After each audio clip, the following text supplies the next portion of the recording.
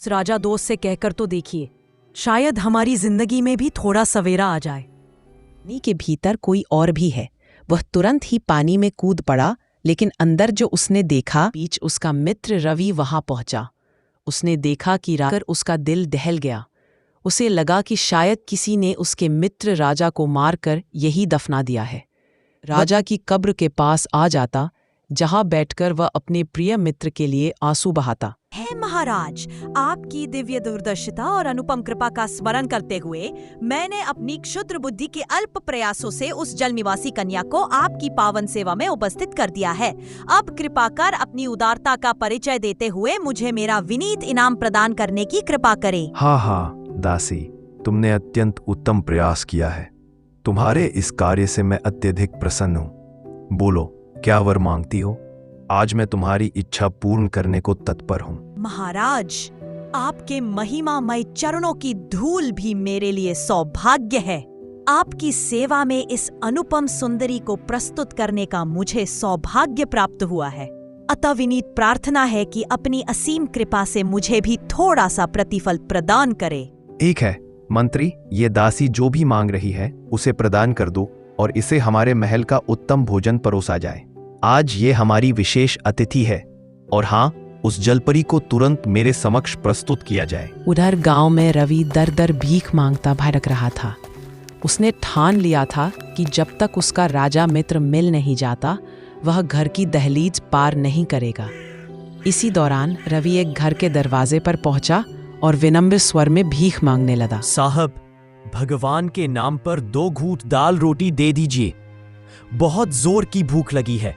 कई दिनों से पेट में एक दाना नहीं गया। अगर कुछ खा लेने को मिल जाए तो बड़ी मेहरबानी होगी साहब। वह हर दिन गलियों बाजारों में जाकर भीख मांगता है और शाम होते ही अपने दोस्त की कब्र के पास आकर चुपचाप बैठ जाता है।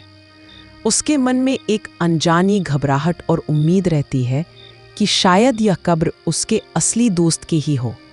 शायद कभी न कभी उसे सच्चाई का पता चल सके और वह दोबारा भीख मांगने के लिए दिन में बाहर निकलता है। उसका राजा दोस्त पानी से बाहर आकर दिखाई देता है।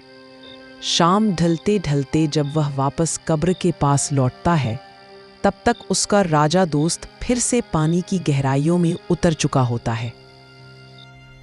तुम अत्यंत सुंदर हो। तुम्हारी मोहक सुंदरता ने मुझे पूर्णतः मोहित कर लिया है। अब मैं निश्चय कर चुका हूं कि मैं तुमसे ही विवाह करूंगा।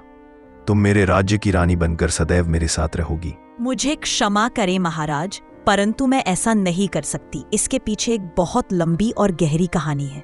मैंने किसी और को अपना वचन दे रखा है और मैं उसी से विवाह करूंगी। इसे तुमने वचन दे रखा है, चाहे जो भी हो, पर तुम्हें मुझसे ही विवाह करना होगा। और सोचो, जिसे तुमने वचन दिया है वह आज तक तुम्हें ढूंढने भी नहीं आया, ना ही उसे पता कि तुम कहां हो। यदि वह वास्तव में योग्य और सच्चा इंसान होता तो अब तक तुम्हें खोज निकालता। यदि आपकी बात सत्य है महाराज, तो कृपया मुझे केवल 1 सप्ताह का समय प्रदान कीजिए। अगली पूर्णिमा को मैं आपसे विवाह कर लूंगी, परंतु तब तक मैं उसी व्यक्ति का प्रतीक्षा करूंगी जिसे मैंने वचन दे रखा है।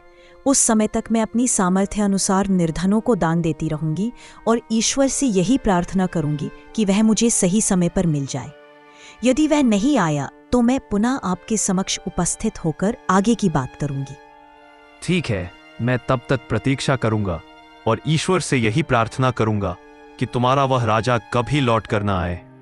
मंत्री, इन्हें जो भी आवश्यक हो उपलब्ध कराया जाए। यदि यह गरीबों में दान करना चाहती हैं तो उसकी पूरी व्यवस्था की जाए। और हाँ, इन्हें हमारे महल में रानी के समान सम्मान और स्थान देकर रखा जाए।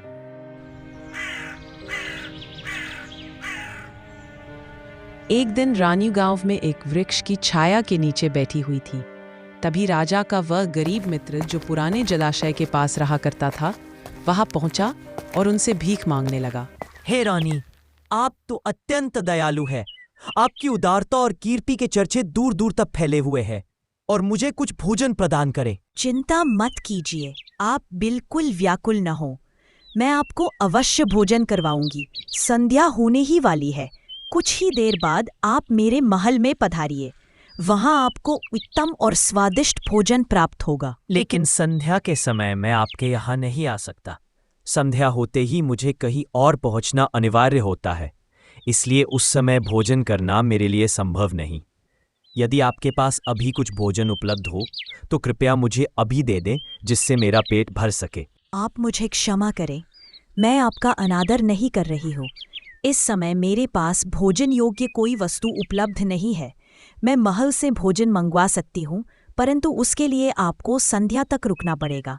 यदि मैं अभी सैनिक को भेजूंगी तो उसके लौटने में संध्या हो ही जाएगी। कोई बात नहीं रानी साहिबा, मैं सुबह पुनः आ जाऊंगा। अभी मुझे जाना होगा क्योंकि मुझे अत्यंत आवश्यक कार्य है। यदि मैं समय पर वहां नहीं पहुंचा तो मेरा मित्र मुझसे नहीं मिल पाएगा। लगता है तुम अपने मित्र से बहुत प्रेम करते हो, इसलिए संध्या होने से पहले उसके पास पहुंचना चाहते हो। संभव है कि वह तुम्हारा इंतजार कर रहा हो। ठीक है, तुम अभी जा सकते हो। रानी साहिबा, वह मेरा बाल सखा है। बचपन से उसने मेरा हमेशा सहारा दिया है। वह एक राजा है और मैं जंगल के बीच स्थित उस जलाशय के पास उसके साथ गया था। मैंने उसे अंतिम बार वही छोड़ा था और सहायता मांगने के लिए गांव आया था, परंतु जब लौटा तो वहां केवल एक कब्र मिली। तब से मुझे नहीं पता मेरा मित्र कहाँ गया। आज तक मैं अपने सच्चे साथी को नहीं पा सका। चाहे मैं दिन भर कहीं भी रहूं, संध्या होते ही मैं उस कब्र के पास पहुंच जाता हूं, इस आशा में कि शायद कभी भूलवश सही मेरा मित्र वहां लौट आए। क्या तुम रवि हो? तुम्हारा नाम रवि ही है ना? मैं तुम्हारे उस मित्र राजा को जानती हूँ। मैं भी उसके इंतजार में यही बैठी हूँ। लेकिन रानी साहिबा, आप मेरे मित्र को कैसे जानती है? हम तो इस राज्य में पहली बार आए हैं। कृपया बताइए मेरा मित्र कहाँ है? जब तुम अपने मित्र को वहां छोड़कर गए थे, तभी एक राक्षस वहां आ पहुंचा। उसी राक्षस को मारकर तुम्हारे मित्र ने वहां वह कब्र बनवाई। उसी जलाशय के नीचे उसी राक्षस ने मुझे कैद कर रखा था। तुम्हारा राजा मित्र मुझे उस राक्षस से मुक्त कराने के लिए ही आया था। मैं उसी के इंतजार में यहाँ बैठी हूँ। जब भी तुम रात को वहां पहुंचते हो, वह अपने जलाशय में वापस लौट जाता है और सुबह होते ही फिर वहां आ जाता है। लेकिन इसी बीच तुम भीख मांगने के लिए गांव चले जाते हो, जिसके कारण तुम दोनों एक दूसरे से नहीं मिल पाते। रानी के कहे अनुसार वह पहली बार दिन में वहां पहुंचा। जलाशय के पास अपने राजा मित्र को खड़ा देखकर उसकी आंखें खुशी से चमक उठी और वह अत्यंत प्रसन्न हो गया। मित्र, मैं कई समय से तुम्हारा इंतजार कर रहा था। अच्छा है कि तुम सुरक्षित हो। मुझे एक रानी ने तुम्हारे बारे में बताया और वह भी तुम्हारी प्रतीक्षा कर रही है। चलो, हमें तुरंत उसके पास चलना चाहिए। दोनों मित्र साथ साथ महल पहुंचे और वहां जाकर उन्होंने राजा से रानी का हाथ मांगा। राजा ने अपने वचन के अनुसार रानी को स्वतंत्र कर दिया। इसके बाद तीनों अपने अपने राज्य लौट आए और अत्यंत सुख शांति तथा समृद्धि के साथ जीवन व्यतीत करने लगे। यदि आपको यह कहानी पसंद आई हो तो कृपया इसे लाइक करें, और यदि किसी बात में भ्रम हो तो पहले का भाग देखने के लिए नीचे दिए गए वीडियो के डिस्क्रिप्शन में उपलब्ध लिंक पर क्लिक करें।